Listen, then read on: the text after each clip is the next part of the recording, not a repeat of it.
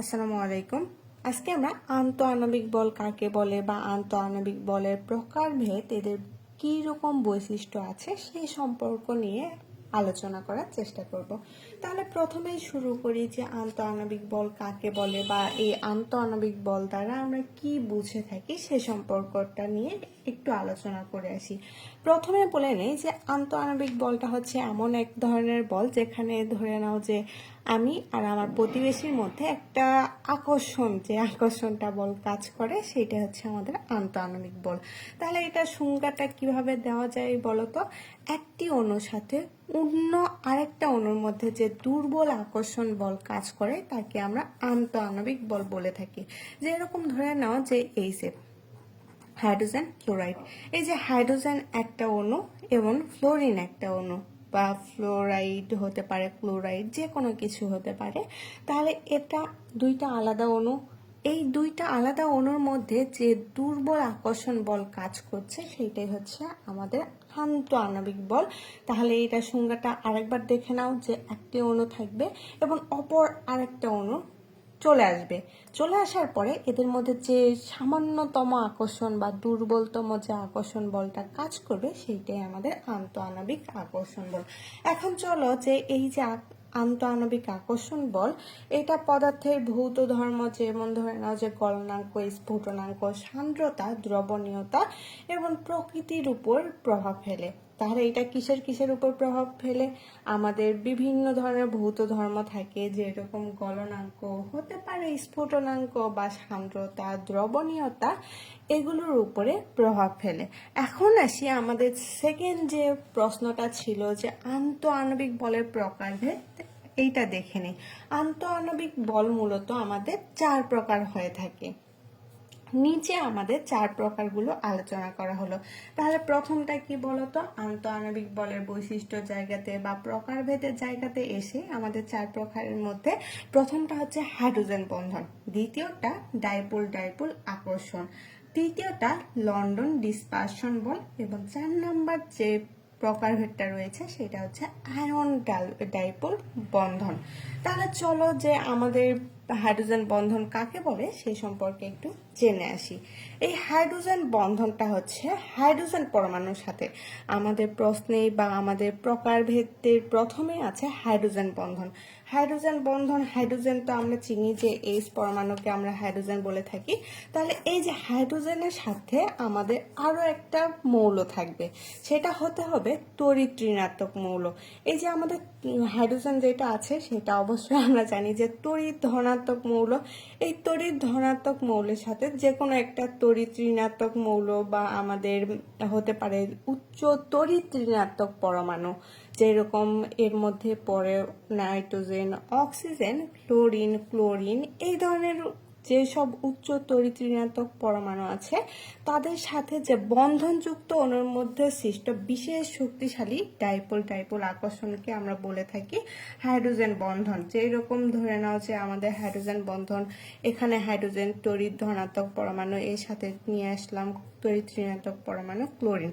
তাহলে এরা একে অপরের মধ্যে একটা আকর্ষণ বল কাজ করবে না? এই যে যে আকর্ষণ বলটা কাজ করবে সেটাই হচ্ছে আমাদের হাইড্রোজেন বন্ধন। তাহলে হাইড্রোজেন বন্ধনের মধ্যে যে আকর্ষণটা, এটা আছে আমরা বলতে পারি এক কথায় বেস্ট ফ্রেন্ডশিপ। তাদের মধ্যে এই যে আমাদের হাইড্রোজেন পরমাণুর সাথে অন্য যে কোনো তড়িৎ ঋণাত্মক মৌলের যে একটা তীব্র আকর্ষণ তৈরি হয়, যেটাকে আমরা বলে থাকি হাইড্রোজেন বন্ধন। এখন আসি আমাদের দ্বিতীয় যে প্রকারভেদটা, ডাইপোল ডাইপোল আকর্ষণ। এখানে ডাইপোল ডাইপোল আকর্ষণ বলতে আমরা কি বুঝি বলতো? যে পোলার অণুগুলো আংশিক ধনাত্মক এবং আংশিক ঋণাত্মক প্রান্তের মধ্যে ক্রিয়াশীল যে আকর্ষণ বলটা, সেইটাকে আমরা বলি ডাইপোল ডাইপোল আকর্ষণ। এটা অনেকটা হাইড্রোজেন বন্ধনের মতোই, শুধুমাত্র ওখানে আমাদের কি ছিল?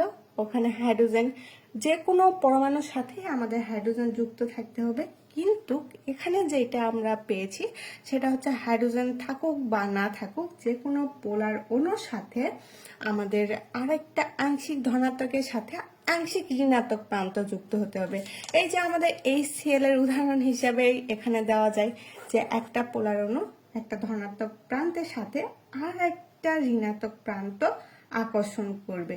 এই যে আমাদের চুম্বক দেখা যায় না, আমরা ছোটবেলাতে চুম্বক নিয়ে খেলা করতাম, তাহলে চুম্বকের একটা উত্তর মেরু থাকে, একটা দক্ষিণ মেরু থাকে। যখন কাছাকাছি আনা হয় তখন এরা স্থায়ীভাবে একে অপরকে কাছে টানার একটা তীব্র আকর্ষণ কাজ করে, সেইটাই হচ্ছে আমাদের ডাইপোল ডাইপোল আকর্ষণ। ডাইপোল বলতে মূলত কি বোঝাচ্ছে, যে ধনাত্মক প্রান্ত যখন আমাদের ঋণাত্মক প্রান্তের কাছাকাছি অবস্থান করে তখন তাদের মধ্যে যে আকর্ষণটা, সেইটাই আমাদের ডাইপোল ডাইপোল আকর্ষণ। এটা আমাদের আন্তঃআণবিক বলের একটা প্রকার হয়। শুধুমাত্র আন্তঃআণবিক বলের সংজ্ঞা থেকে আমরা জানলাম কি, যে এটা হতে হবে দুইটা আলাদা অণুর সাথে। তাহলে এই যে HCl বলি, আর আমাদের ডাইপোল ডাইপোল আকর্ষণ বল বলি, বা আমাদের হাইড্রোজেন বন্ধন বলি না কেন, আমাদের উভয়টার ক্ষেত্রেই দেখা গেল যে শুধুমাত্র হাইড্রোজেনটাকে একটা স্থায়ী হিসাবে ধরে আরেকটা যে কোনো তড়িৎ ঋণাত্মক প্রান্ত যখন এনে যুক্ত করে দিচ্ছি, সেইটাই আমাদের হচ্ছে হাইড্রোজেন বন্ধন বা হচ্ছে ডাইপোল ডাইপোল আকর্ষণ বন্ধন। তারপরে যে উদাহরণটা, সেটা হচ্ছে লন্ডন ডিসপারশন বল। এই লন্ডন ডিসপারশন বল বলতে আমরা কি বুঝি? এই লন্ডন ডিসপারশন, এই যে বলটা রয়েছে, সেটা অনেক দুর্বল প্রকৃতির একটা বল। অনেকটা দেখা যায় যে ক্ষণস্থায়ী বন্ধুত্বের মতো।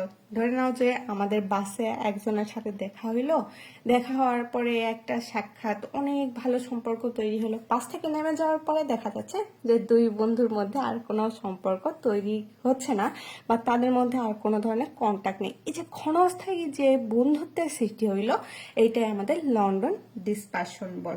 তাহলে চলো, যে এখানে কি বলেছে, যে সকল অণুর পোলার এবং নন পোলার এদের মধ্যে ক্রিয়াশীল সব থেকে দুর্বল আকর্ষণ বল, যা ক্ষণস্থায়ী ডাইপোল তৈরির ফলে সৃষ্টি হয়, সেটাই আমাদের লন্ডন ডিসপারশন বল। ওই যে আমরা বললাম যে ক্ষণস্থায়ী বল, এটা আমাদের অপোলার অণুর মধ্যে ইলেকট্রন চলাচলের সময় হঠাৎ 1 সেকেন্ডের জন্য এক পাশে বেশি ইলেকট্রন জমে গেলে সেটা আমাদের অস্থায়ী পোল তৈরি হয়, যেটাকে আমরা লন্ডন ডিসপারশন বল বলে থাকছি।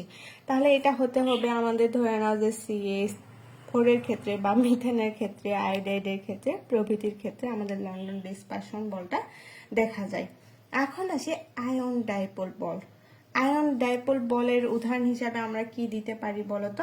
এই আয়ন ডাইপোল বল, এটাও কিন্তু আমাদের অনেকটা শক্তিশালী বল। এটা কোন আয়ন হতে পারে, আমাদের আয়ন হিসাবে কে ধরে নিতে পারি বলতো? সোডিয়াম। এটাও কিন্তু একটা আয়ন, তাই না?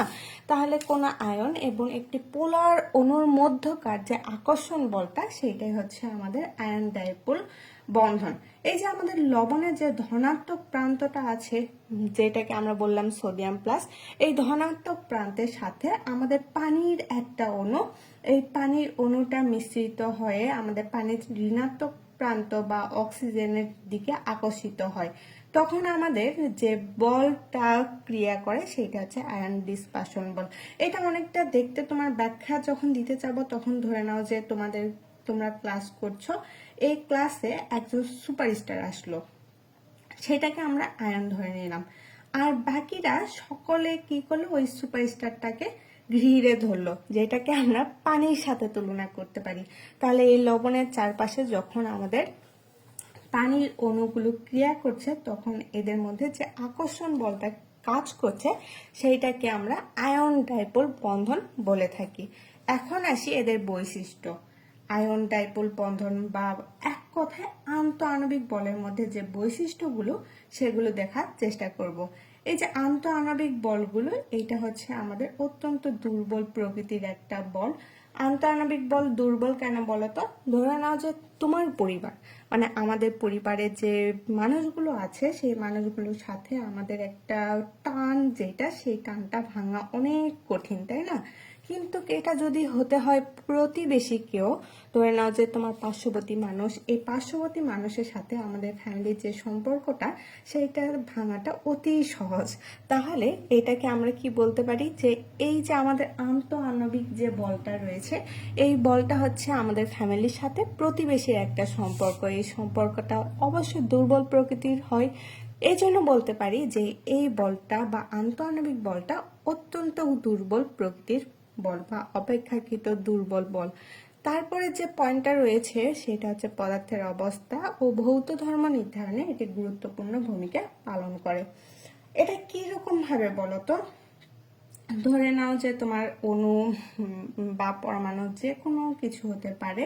এই যে আন্তঃআণবিক বল বা আমাদের যেটা রয়েছে লন্ডন ডিসপারশন বল, আয়ন ডাইপোল বন্ধন, হাইড্রোজেন বন্ধন, এই যে এগুলোর ক্ষেত্রে দেখা যায় যে এই বলটাই ঠিক করে দেয় যে এই প্রকৃতিটা কিরকম হবে। মানে আমাদের ভৌত অবস্থা, যেই রকম আমাদের বিভিন্ন ধরনের ভৌত অবস্থা থাকে, ভৌত অবস্থাগুলো নির্ধারণের ক্ষেত্রে আমাদের আন্তঃআণবিক বল ক্রিয়া করে। তারপরে আসি গলনাঙ্ক স্ফুটনাঙ্ক নির্ধারণে এই বলটা কাজ করে বা সহায়ক ভূমিকা পালন করে। এটা কি রকম বলতো? এই যে তোমাদের মোম যখন জ্বালায় তখন দেখা যায় যে মোম সহজে গলে যায়, কিন্তু লোহা গলতে গেলে অনেক তাপ লাগে। এই জন্য বলা যায় যে আন্তঃআণবিক যে বলটা থাকে সেই বলটা যত বেশি তাদের আলাদা করতে তত বেশি তাপ বা শক্তির প্রয়োজন পড়বে, ফলে গলনাঙ্ক এবং স্ফুটনাঙ্কটা বেড়ে যাবে। এই যে গলনাঙ্ক বা স্ফুটনাঙ্ক নির্ধারণের ক্ষেত্রে এভাবে আমাদের আন্তঃআণবিক বলটা ক্রিয়া করে।